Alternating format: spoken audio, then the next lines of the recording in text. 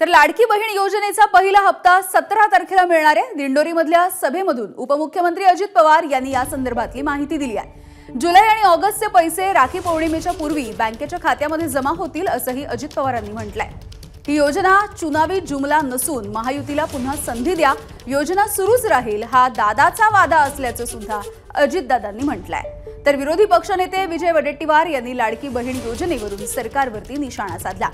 महाविकास आघाडीचं सरकार आलं तर 3000 रुपये देऊ असं विधान सुद्धा वडेट्टीवारांनी केलंय।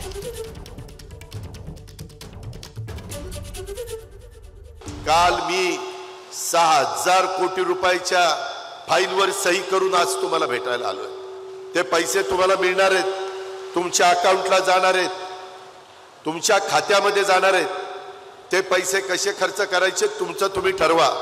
माझी विनंती आहे की तुमच्या स्वतःच्या करता काय जे लागत असेल ते घेण्याचा प्रयत्न करा।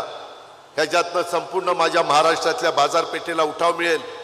वर्षभरामध्ये 46,000 कोटी रुपये आम्ही आमच्या माय माऊलीच्या करता, माझ्या भगिनीच्या करता देण्याचा निर्णय घेतला। विरोधक आमच्यावर टीका करतात की म्हणे एक चुनावी जुमला आहे, हे तात्पुरतं आहे।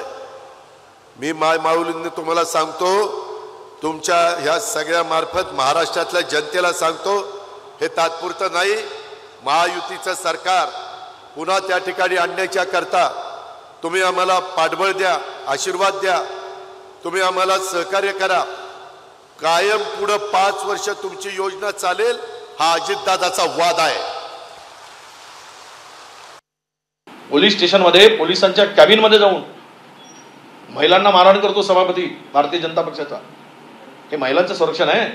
1,500 रुपयांनी महिलांची इज्जत, महिलांना जाऊन पोलीस स्टेशनमध्ये मारण्याचं लायसन्स तुम्हाला दिलं आहे? 1,500 रुपये द्या बहिणीला आणि बहिणीलाच पोलीस स्टेशनमध्ये मारा, हे लायसन्स दिलं काय लिखित रूपात? हे कुठलं सांगायला, कुठल्या नाकानं सांगताय तुम्ही? महाराष्ट्राच्या महिलांची संरक्षणाची हमी द्या, महिलांना 1,500ची हमी नको आहे। आणि 1,500 होणार काय? आमची सरकार येऊ देत, आम्ही 3000 रुपये देऊ। एबीपी माझा, उघडा डोळे बघा नीट।